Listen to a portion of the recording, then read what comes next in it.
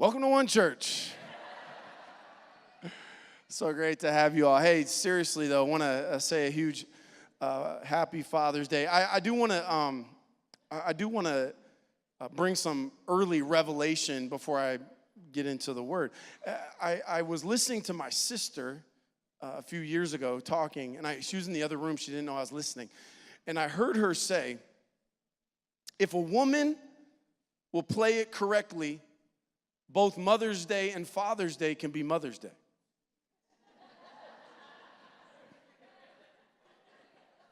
So my ears perked up. I got very quiet and listened, and I heard her coaching up these other women, and she said, on Mother's Day, you go to your husband and you say, "Dear, it's Mother's Day. I would like a day of peace and quiet. I'd like to be alone. Why don't you take the children and you all go on and let Mama have her time alone?" On Father's Day, she goes to her husband and says, "Honey, it's Father's Day. Why don't you go spend some time with your children?"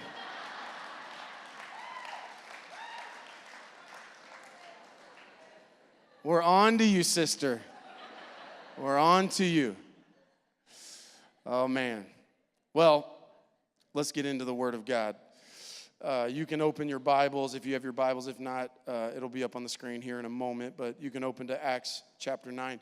We've been in a series of messages that we're calling His and Hers.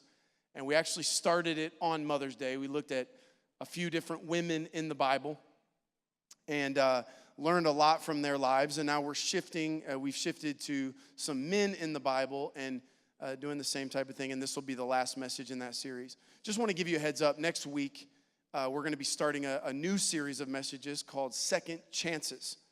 We're going to be looking at Exodus 3 and 4, this character, Moses. And we're going to look at someone who had really blown it. I mean, blew it in a big way and thought he had disqualified himself, had pretty much lost all hope, and yet God gave him a second chance and called him actually into a new season and back to the same place, but to go back and to do it differently. And so today, through that series, I want to talk to folks who are heading into a second chance. And I want to get your eyes off of your failures, but yet to look and learn from the first time to make sure that the second time isn't like the first time. So if you're kind of in a season going into something new, this will be a great thing for you, and encourage you to bring a friend out to be a part of this as well. All right? Okay. His and hers. We're going to be looking at a man by the name of Saul. He also goes by the name of Paul. So he's a really prominent character, maybe outside of Jesus, the most prominent character in the New Testament. And there are some misconceptions about Saul, and that a lot of people think that he actually received a name change. A lot of people think that his name was changed from Saul to Paul, but that's actually not true. He sort of went by both names. And his heritage, he was Jewish. And so his given name was Saul, which was a Hebrew name. But he also lived, in a Greek culture, but he had Roman citizenship. And so the name Paulus, which he shortened into Paul, became sort of his other name. Very similar to what we would have in our culture, where if you would say you were an immigrant to a different place, you have your given name, but then you might change it, call it something else within that culture. And so he was living sort of in between two cultures. And so all throughout his life, you'll see sometimes he's called Saul, sometimes he's called Paul. I'm going to refer to him as Paul in this series, in this message, because Saul is also a guy in the Old Testament who was a king. And Saul the king was from 1100 BC. And I don't want you to get too confused. So I'm going to refer to him as Paul. One of the great things about Paul is that we have so much on him. We have two different genres of book that helps us to understand him and understand his thinking and his teaching. The first kind is what's called a historical narrative. So it's the book of Acts. The book of Acts was originally called the Acts of the Apostles, written by a guy named Luke, who was actually a physician. And Luke wrote two books. He wrote the book of Acts, and he wrote the book of Luke. You guessed it. You're so smart. They were actually written originally as one book, later separated into two books, and they tell the history of the early church. Then, after Acts, most of the rest of the New Testament was written by Paul. So after Acts, you have Romans. Romans was a letter written by Paul to the church in Rome. 1st, 2nd Corinthians, church in Corinth. Galatians, Ephesians, Philippians, Colossians, 1st, 2nd Thessalonians, 1st and 2nd Timothy were written to Paul's son in the faith, Timothy. Titus was written to Paul's son in the faith, Titus. So most of what we have are written from his words. So we not only have his biography, we have his autobiography, so to speak, his own words, and it just makes him a very compelling person, someone that we can really learn a lot from. What we're going to do today is we're going to look at the historical narrative of actually the biggest, most transformational moment of Paul's life in Acts 9. But we're also going to cross-reference into what he says in Romans to kind of connect the dots. So some of it will be his own words and some of it will be narrative about him, all right? We're going to start in Acts 9, starting in verse 1.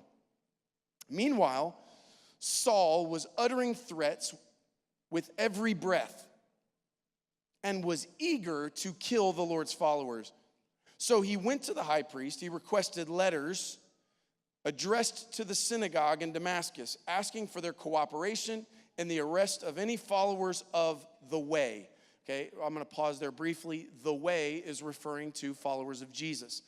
This is after Jesus was gone, after Jesus had left the earth, and he still had his remnant of disciples who were igniting a movement throughout the world. And because of what Jesus set into motion and what the disciples of Jesus were doing and how it was spreading, it was a threat to those religious people, people like Paul, who was a Pharisee. And so because of that, he was trying to stop the movement that Jesus had created. He wanted to bring them, both men and women, back to Jerusalem in chains. As he was approaching Damascus on this mission, a light from heaven suddenly shone down around him. I want you to picture this. A light shone down from heaven around him. He fell to the ground and heard a voice saying to him, "Saul, Saul, why are you persecuting me?" "Who are you, Lord?" Saul asked. And a voice replied, "I am Jesus, the one you are persecuting." I want to draw your attention to the first verse in Acts 9. We're going to circle back to it. It says that Saul was uttering threats with every breath, and he was eager to kill. Eager to kill. I've read that so many times, and I don't think it ever hit me quite like it did this past time I read it in preparation for this message, that he was eager to kill.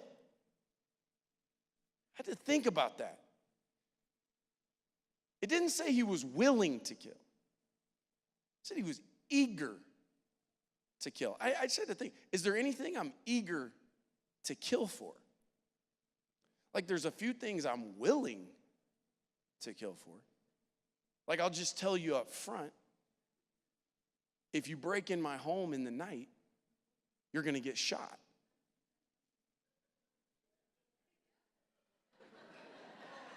Can't say I didn't warn you. Let me rephrase that. If you break in my home in the night, you're going to get shot at.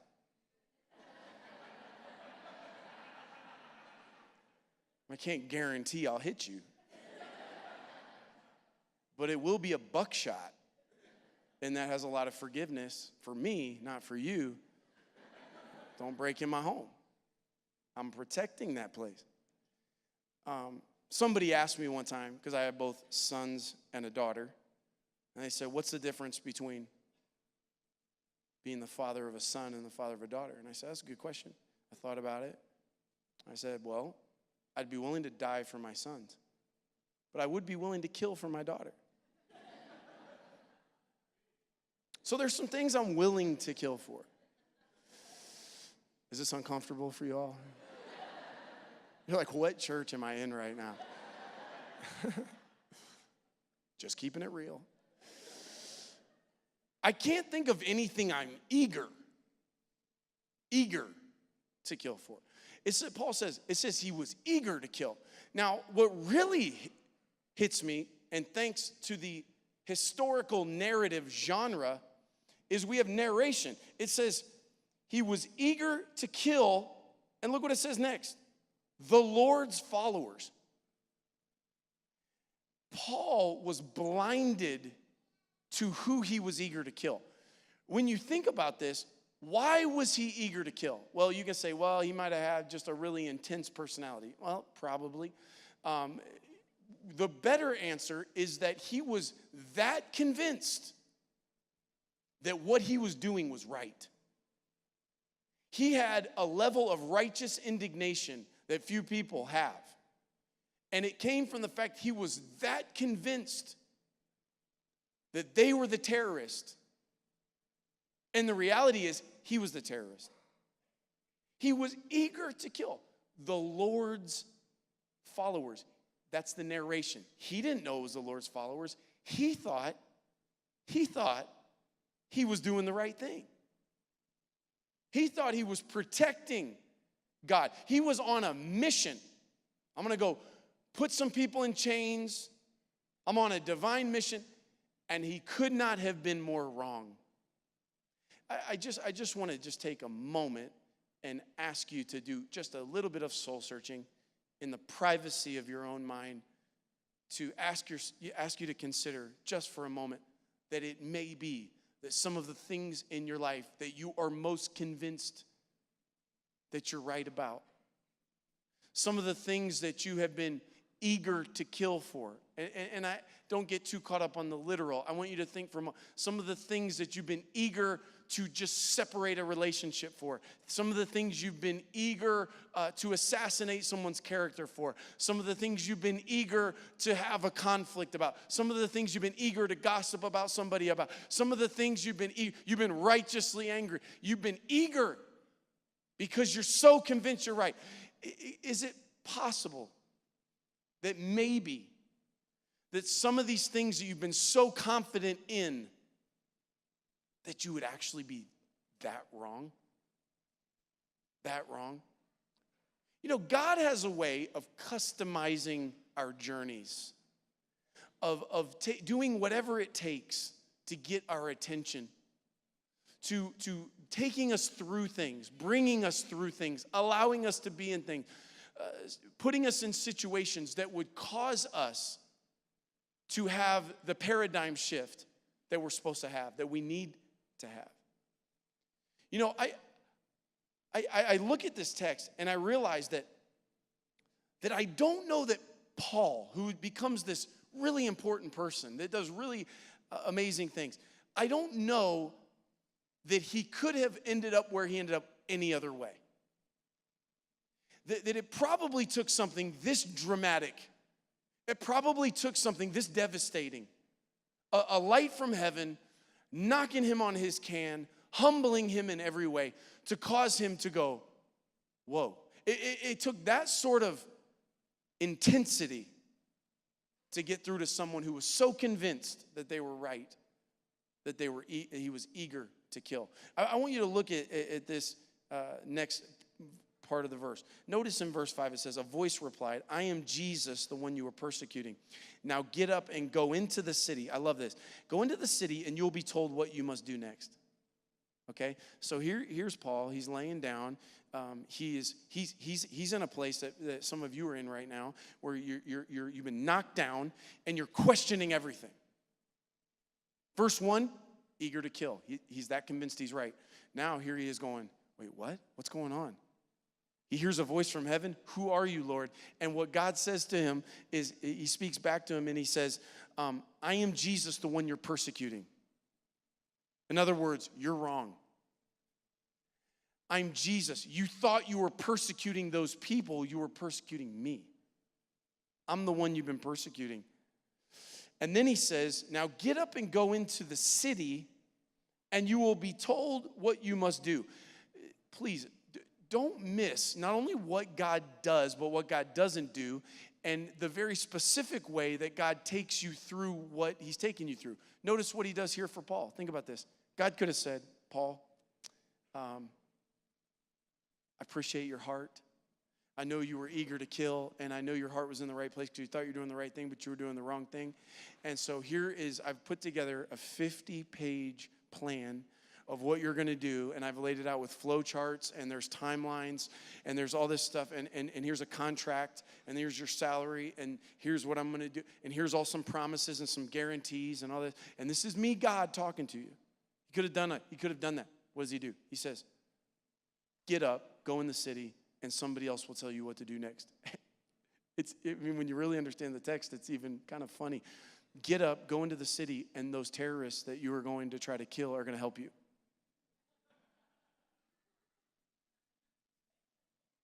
I'm going to make you dependent on people that you hated.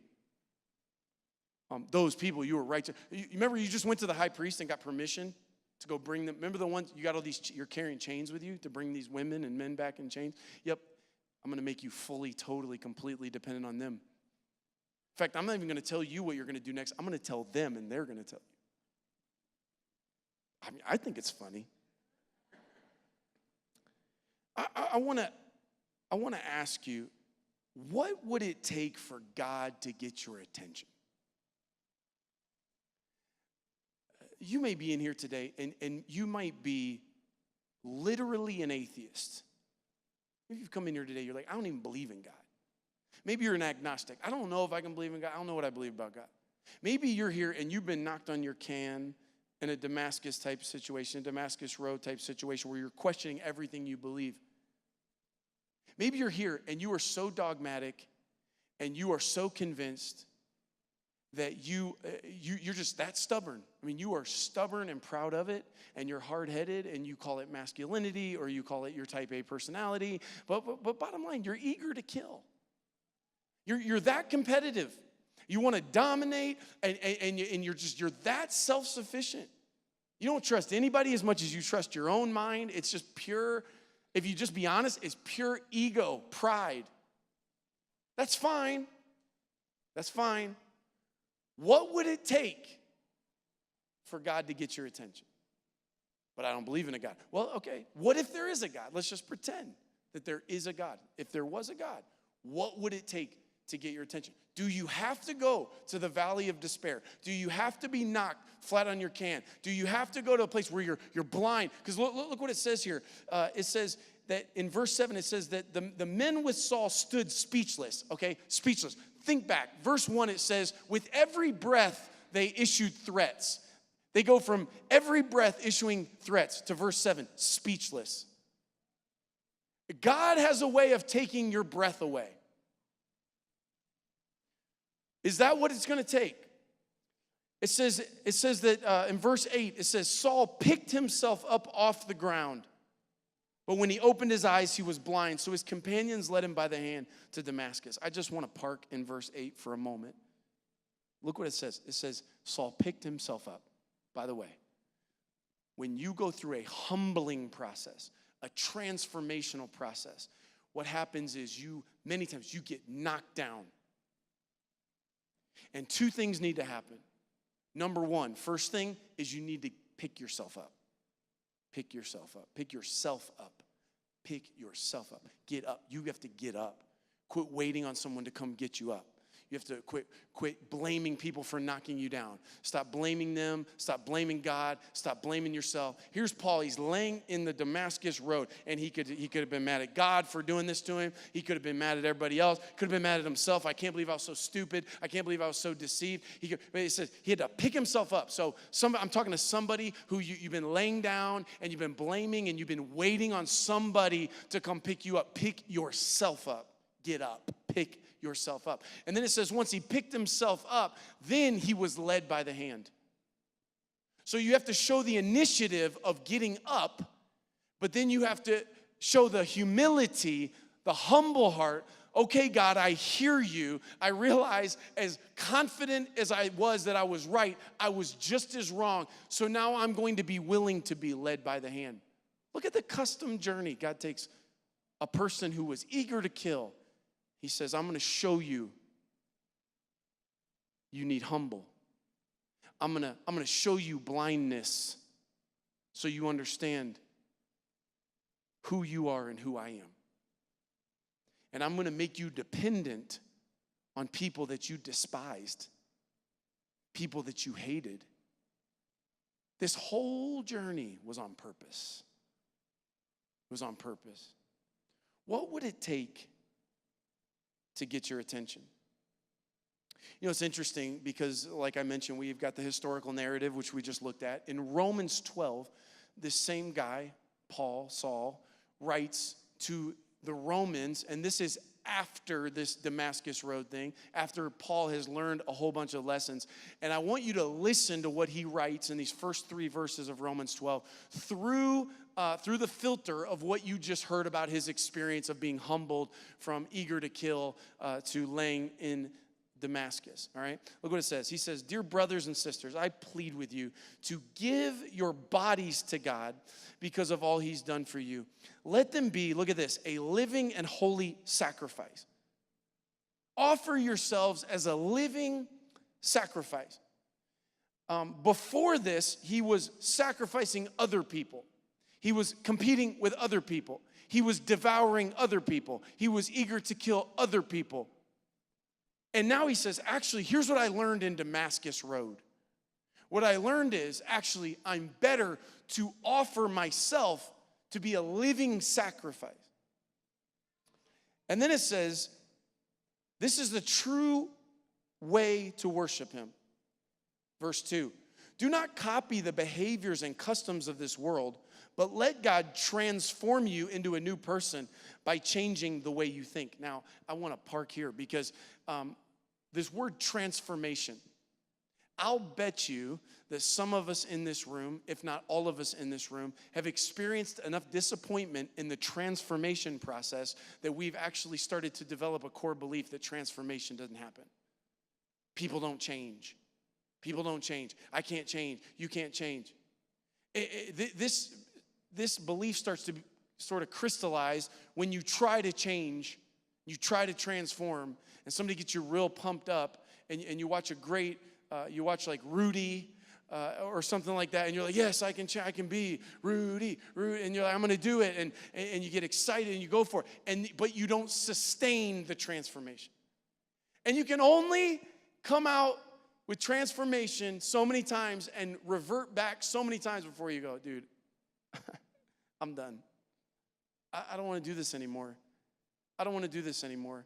I've been knocked down into Damascus Road and all this stuff, but I just keep ending up knocked down in Damascus Road. Some of you, that's your story. You don't have one Damascus Road story. You've got hundreds of Damascus. I just keep imploding. I keep shooting myself in the foot. I just keep falling backwards, and I think I'm transformed, and I think I've made a change, and then I just keep going back. And there's something in you that just kind of wants to go, you know what, I'm not even trying anymore. You see, Paul teaches us here what transformation really looks like. We see it in the narrative in chapter 9, but he teaches us what this really looks like through this teaching in Romans 12, 1 through 3. He says, transform you into a new person. Why? By changing the way you think. Changing the way you think. Then you'll learn to know God's will for you, which is good, pleasing, and perfect. Now, I want you to think about this. What we tend to do, here's the mistake we make with transformation. We think transformation happens on the Damascus Road in chapter 9, and now I'm transformed, and I'm just going to live the rest of my life in a state of transformation. And we've had dramatic moments with God, and we've had dramatic moments where our world fell apart, and we ended up in a place we never thought we would be, and it was a defining moment in our life. And we thought from this point on, it's going to all be different. From this moment on, I'll never be the same. And we think that it's just going to magically stay that way. Paul says, whoa, don't make that mistake. He said, here's what you have to do. You have to constantly renew your mind. Some of you have been redeemed, and so you're actually, in reality, you are free, but you're living in bondage, not because of the redemption has been undone. It's because your mind's not been renewed. You quit renewing your mind. So your mind is telling you something different than what the reality is. You're not unsaved. You're not back in bondage. Anyone who's in Christ is a new creation. You're set free. You are free, but you can be free and not live free because you haven't been renewing your mind. Paul says you got to constantly renew your mind. Now, how often? What does this look like? How often do I renew my mind? Well, what does he say right before that? Don't copy the behavior and customs of the world. Don't be conformed to the world. So here's my question for you. If you want to know how often should you renew your mind, the question is, how often does the world try to conform you? That's how many times you should renew your mind. How often are you tempted to revert back to the world system? How often is the world try to seduce you into their values? Monthly? Weekly? Daily? Hourly? Minutely? Secondly? Nanosecondly? I mean, that's how many times. He says, hey, you'll be transformed by the renewing of your mind, not the renewed time, that one time on Damascus Road. You're going to renew all the time. Renew. I've got a friend who's a pastor friend of mine, lives in another state. We call each other 1, 2, 3 times a week sometimes, just to remind each other of the gospel. To remind. It's not that I didn't have a Damascus Road. I've had one. Many of you in this room have had a Damascus Road. You've been knocked on your can. You thought you were so confident in all of your ideologies and all your philosophies, and you were so self-confident, and there was a moment you realized, oh my goodness, I'm a sinner in need of grace. The whole thing hit you upside the head, and you had a moment of transformation. God found you, and he forgave you. And it was a transformational moment. But you didn't renew your mind. And so because you haven't consistently learned how to renew your mind sometimes minute by minute, because of that, you get lost. My friend and I, we talk, and we just remind each other of the gospel. It's by grace we've been saved through faith. This is not of ourselves. It's not by works, so no one can boast. I need a renewed mind every single day. It's not the redemption of my spirit. I've been sealed. I've been forgiven. It's not about being unsaved. Not about God being mad at me. It's not about, God is not a dysfunctional father who's up there angry and I got to be careful I don't set him off. And if I do something wrong, he's going to lock me up in the basement. It's none of that. No, this is my mind being renewed to understand that I can't earn this thing. That God made he who had no sin to be sin for me so that I could become the righteousness of God. It's understanding where the power comes from. It's understanding that my flesh is a big problem, and so is yours. And if I don't renew my mind consistently, I'll be conformed to the pattern of the world. Now, this is where it gets good. This is where it gets really good. Verse 3. So we're building on what he said. Don't be conformed to the world. Be transformed consistently, daily, hourly, minutely, by the renewing of your mind. Then you'll learn God's will. Verse 3, because of the privilege and authority God's given me, I give each of you this warning. Don't think that you're better than you really are. Can't you just see Paul writing this in Romans, thinking back on Acts 9:1 when he was willing and eager to kill? Thinking he was so right? Saying, guys, don't think you're better than you are. Don't be eager to kill. Look at this. Be honest in your evaluation of yourselves. And then this is amazing. He says, measuring yourselves by the faith God has given us. Not measuring yourself with the faith God has given. Here's how I want you to measure yourself, sir. By the faith. By the faith. That your measure of faith, that's how you measure yourself. Am I living by faith? Hebrews 11:6 says, without faith, it is impossible to please God. It's impossible. So he says here, listen, don't be conformed to the pattern of the world. They're going to try to suck you in every single day of your life. The world's going to try to conform you to their values, their way of thinking, their paradigm. Don't do it. How do I not do that? Because it's really, really hard. Really hard. How do I do that? By constantly renewing my mind. Okay, so if I'm constantly renewing my mind, then what? Now I'll measure myself by my faith. You ever use one of these? You ever have to measure something like real high and try to do this balancing act where you don't?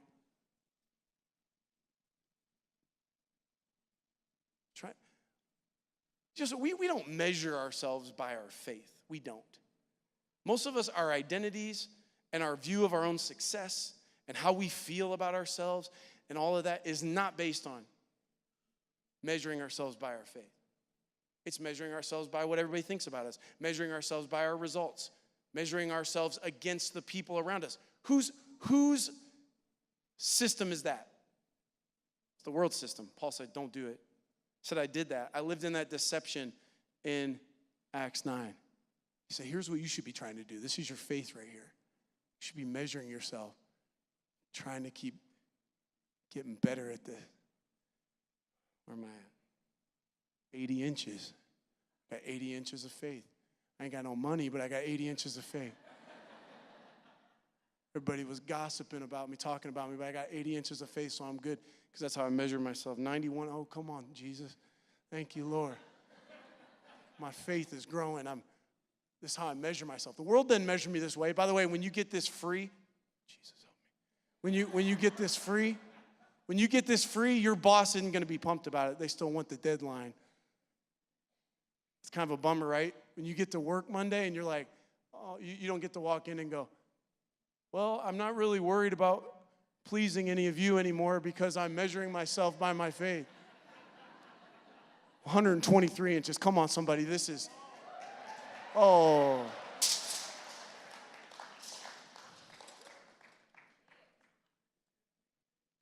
That's freedom.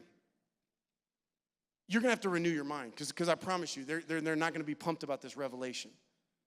They're not going to be pumped about this revelation. The world will still tomorrow, they'll be trying to suck you into their system. Tomorrow, they're going to be trying to get you to live by their values. Tomorrow, they're going to be trying to deceive you.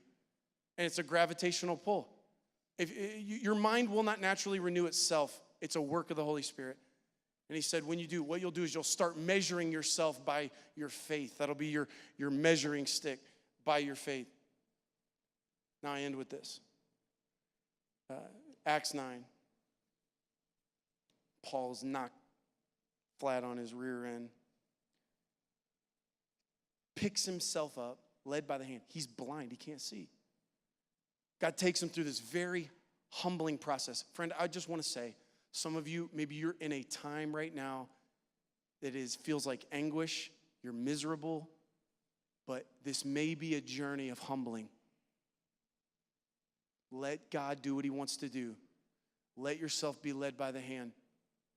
The Bible says that he was led by the hand. He goes in and God speaks to this guy named Ananias, who was one of the people Paul was coming for, eager to kill. Paul was eager to kill Ananias. God speaks to Ananias and says, hey, there's this guy, Paul of Tarsus. I want you to help him. And you can read it in Acts 9. Ananias is like, Paul of what? Tarsus? You know he's eager to kill, right? God's like, yeah, I'm God.